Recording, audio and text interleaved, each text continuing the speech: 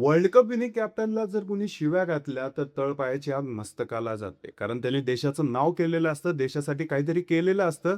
त्याच्यामुळं संपूर्ण जगामध्ये आपलं कुठेतरी नाव झालेलं असतं आणि त्याला शिव्या घालणारे हे यूट्यूबर, हे भिकारचोटं, हे स्वतःची लायकी विसरतात, की बाबा रे आपण लोकांना गंडवून आजपर्यंत इथपर्यंत मोठं झालेलो आहे. सर्वसामान्य लोकांना 11 प्लेयर कसे लावायचे याच्याबद्दल आपण सांगून मोठे झालेलो आहे.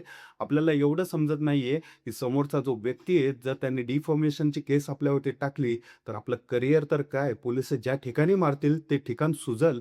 अक्षरशः एवढी ताकद त्या क्रिकेटरमध्ये. ते शांत बसतात, गप्प बसतात.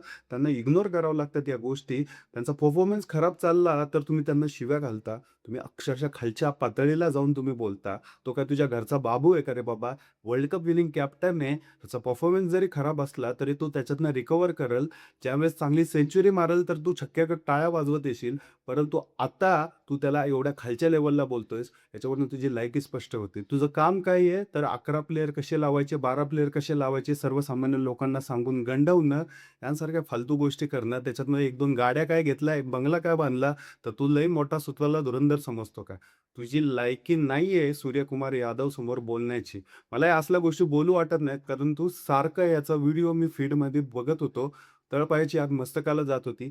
देशाचं नाव करणाऱ्या व्यक्तीला शिव्या घालणारा हा मूर्ख व्यक्ती